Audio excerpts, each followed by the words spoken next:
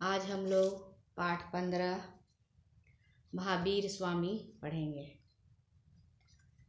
तो चलिए हम लोग महावीर स्वामी के बारे में पढ़ते हैं और कुछ जानते हैं उनके बारे में। तो मैं ध्यान दीजिए, पाठ पे मैं पढ़ रही हूँ। श्री महावीर स्वामी जैन मत के प्रवर्तक अर्थात चलाने वाले माने जाते हैं। जैनी लोग उन्हें अपना 24वां तीर्थकर मानते हैं। उनकी मान्यता है कि 23 तीर्थकर महावीर स्वामी से पूर्व जैन मत में हो चुके हैं और महावीर स्वामी अंतिम तीर्थकर है। क्या है कि जैन मत के प्रवर्तक थे महावीर स्वामी, और जैन लोगों का यह मानना है कि महावीर स्वामी जो है वो 24वें तीर्थकर हैं, क्योंकि 23वें तीर्थकर जो हैं वो जैन मत में हो चुके हैं और ये अंतिम और 24वें तीर्थकर हैं। तीर्थ पुल को कहते हैं। कठिनाई से पार किए जाने वाले नदी नाले पुल की सहायता से ही पार किए जाते हैं। यह संसार समुद्र के समान गहरा है, इसलिए इसे भवसागर भी कहते हैं। इसमें अनेक कठिनाइयाँ भी हैं और दुख भी। संतों ने कहा है कि यह दुखों का सागर है। इसे पार करने में जिन महानुभावों के उपदेश सहायक हैं वे भवसागर के तीर्थ हैं।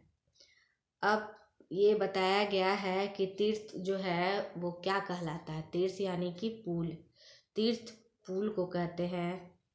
जिस तरह से पुल को पार करना बहुत कठिन होता है, उसी तरह ये जो पुल है, संसार रूपी जो समुद्र है, संसार जो है वो क्या है, समुद्र के समान है और समुद्र को पार करना जो है वो बहुत ही मुश्किल है। इसलिए इसे भवसागर भी कहा गया है। जीवन जो है हमारा कठिनाइयों से भरा रहता है। ठीक है, जीवन हम लोग जो जीते हैं, हमारा जीवन जो है वो दो पहलुओं के साथ चलता है। दो पहलू यानी कि सिक्के के दो पहलू, यानी कि कभी दुख होगा तो कभी सुख होगा। तो सुख दुख जीवन में, हमारे जीवन में सुख और दुख दोनों आते हैं। ऐसा नहीं है कि सुख ही सुख है और ऐसा नहीं है कि दुख ही दुख है। तो जीवन में हर तरह की कठिनाइयाँ आती है। तो कभी किसी के जीवन में सुख आता है तो कभी किसी के जीवन में दुख आता है। तो इसीलिए कहा गया है कि दुख आने पे हम लोग को घबराना नहीं चाहिए, क्योंकि संसार जो है वो समुद्र के समान गहरा है, इसलिए इसे भवसागर भी कहते हैं। इसमें अनेक कठिनाइयाँ भी हैं और दुख भी। ठीक है, कठिनाइयों से हम लोग को घबराना नहीं है। और बड़े बड़े महापुरुष और जो संत हुए हैं वो दुखों को झेलते हुए, मतलब दुख रूपी सागर को पार करते हुए अपने जीवन को उन्होंने झेला है। ठीक है, भवसागर को पार करने में जिन महानुभावों के उपदेश सहायक है वे भवसागर के तीर्थ हैं। ठीक है, वही तीर्थ कर कहलाते हैं। Next page 43। महापुरुषों की संगति साधारण व्यक्ति के जीवन को भी चमका देती है। चुंबक के साथ रहा लोहा भी चुंबक के समान आकर्षक शक्ति पा लेता है। अब क्या है कि आप किसी अच्छे संगति में रहेंगे, अच्छे महापुरुष के संगति में रहेंगे तो व्यक्ति का जीवन जो है वो बहुत ही बदल जाता है, क्योंकि जो महापुरुष होते हैं वो अच्छी अच्छी ज्ञान की बातें बताते हैं। ठीक है, जिस तरह से चुंबक को अगर हम लोग किसी लोहे के नज़दीक ले जाएंगे तो वो चुंबक क्या होगा, लोहे को अपने में सटा लेता है, खींचता है। तो उसी तरह क्या होता है कि महापुरुष के संगति में अगर हम लोग रहेंगे, कोई भी व्यक्ति रहेगा महापुरुष के संगति में, तो वो भी महापुरुष की तरह ही अच्छी अच्छी बातें करेगा, उसकी भी बुद्धि जो है वो अच्छी होगी। किसी महापुरुष की संगति इतनी प्रभावपूर्ण होती है कि उसके संपर्क में आने वाला व्यक्ति न केवल स्वयं महान बनता है अपितु दूसरों के लिए भी पथ प्रदर्शक बन जाता है। अब क्या है कि महापुरुष की संगति में कोई कोई व्यक्ति क्या है कि महान तो बन ही जाते हैं, लेकिन वो दूसरों के भी उदाहरण बन जाते हैं, दूसरों के भी पथ प्रदर्शक बन जाते हैं।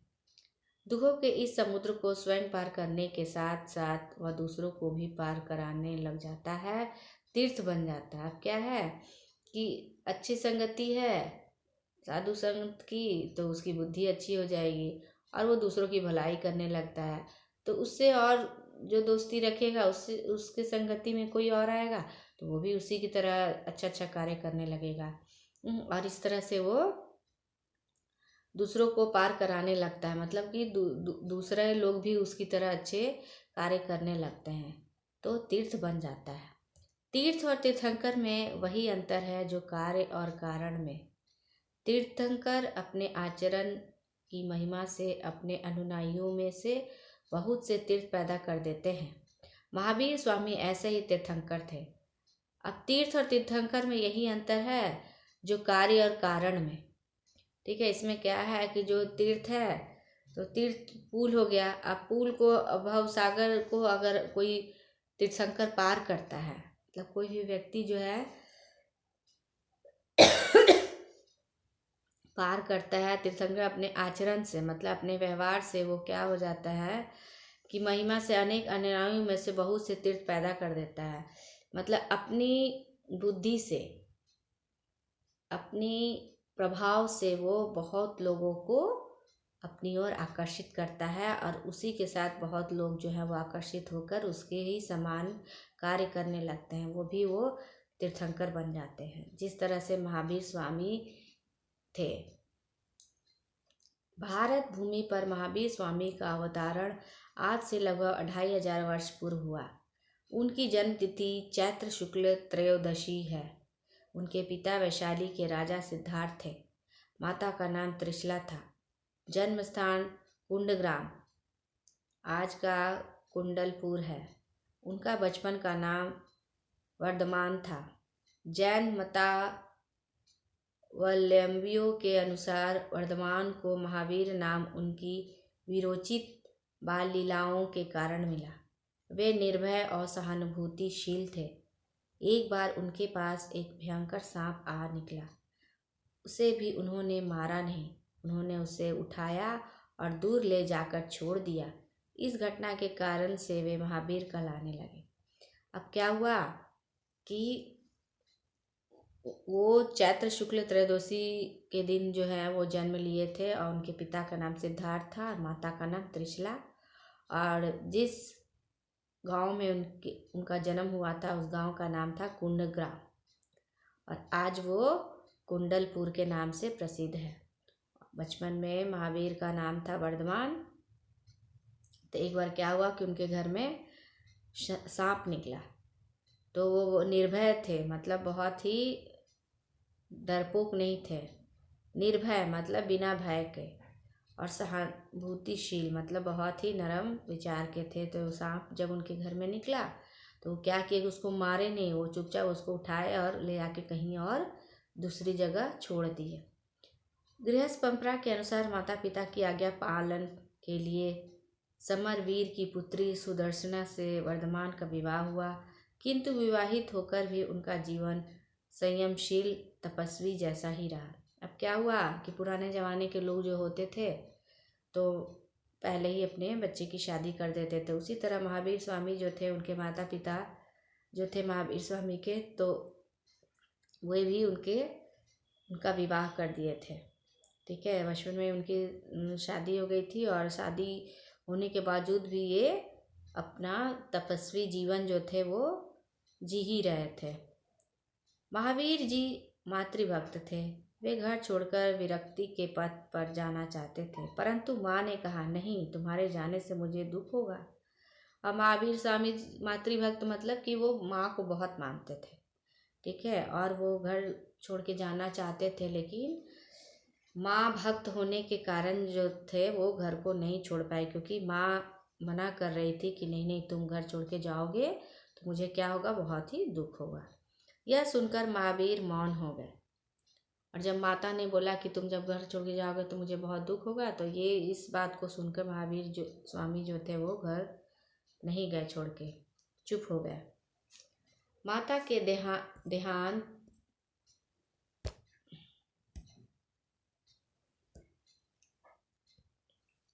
माता के देहांत के बाद उन्होंने भाई से कहा, मैं सब कुछ छोड़कर जाना चाहता हूँ। भाई का उत्तर था, माँ का असहाय वियोग मेरे ऊपर दुख का पहाड़ बनकर टूट पड़ा है, अतः तुम्हारा जाना उचित नहीं। अब क्या हुआ कि जब उनकी माता का देहांत हो गया, यानी कि मृत्यु, जब उनकी माँ मर गई, तब वो सोचे कि अब हमें घर छोड़कर जाना होगा। तो भाई, बड़ा भाई जो था, वो उनको बोला कि नहीं, अभी तो माँ का देहांत हुआ है और हम बहुत दुख में हैं, और तुम भी छोड़ के चले जाओगे, ये उचित नहीं है। महावीर ने फिर 2 वर्ष तक कभी जाने का नाम ही नहीं लिया। तो अपने भाई की भी बात उन्होंने मान ली। 2 वर्ष तक वो कहीं नहीं गए घर छोड़ के। किंतु वे शरीर से महलों में रहकर भी मन से महल छोड़कर कहीं दूर चले गए थे। और उनका घर जो था बहुत महल की तरह था, लेकिन वो महल में रहकर भी उनका मन जो था वो महल की तरह नहीं था, वो कहीं और सोचते थे।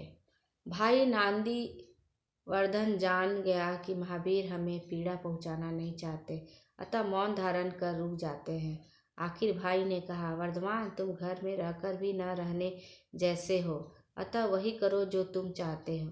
अब क्या हुआ कि भाई बड़ा भाई जो था वो देख रहा था कि ये तो घर में है, लेकिन ऐसा ही व्यवहार कर रहा है कि लग रहा है इसको कहीं और रहता है। घर में, शरीर से घर में रहता है, लेकिन मन इसका कहीं और है। तो भाई अंत में बोलते हैं कि ठीक है, अगर तुमको कहीं जाना हो तो तुम जा सकते हो। अब महावीर सन्यासी हो गए। उन्होंने सब कुछ त्याग दिया और सर्वथा नग्न होकर निकल पड़े। अब क्या हुआ कि भाई का यह बात सुनकर, कि भाई जब उनको आज्ञा दे रहा है कि ठीक है, तुम तो घर में रहते हो लेकिन तुम्हारा मन कहीं और है, तो इससे अच्छा है कि तुम जो चाहते हो वही करो। तो महावीर क्या किए कि सारा जितना भी वस्त्र पहने थे बढ़िया बढ़िया और महलों का जिंदगी जी रहे थे, वो क्या किए कि सारा कपड़ा खोलकर वो घर में रख दिए और ऐसे ही नंगे निकल गए। उन्होंने विदेह अवस्था प्राप्त कर ली थी, अर्थात देह के भान से रहित हो गए थे। जब देह ही नहीं तो नग्न का भान ही कहाँ रह सकता था। अब क्या है कि वो अपने शरीर को ऐसा बना लिए थे, ये नहीं चाहते थे कि हम अपने शरीर को कैसे ढक के रखें, क्या करके रखें, वो ऐसे ही वो अब निकल गए थे। उसके पश्चात महावीर 12.5 वर्षों तक साधना की अवस्था में रहे। और क्या हुआ कि वो साधना किए। इस समय वे प्रायः बस्तियों से बाहर सूने खंडहरों में, शमशान भूमियों में और वृक्षों के नीचे ही प्रायः मौन रहते थे। उनका वह समय उपवास और ध्यान साधना में ही व्यतीत होता था।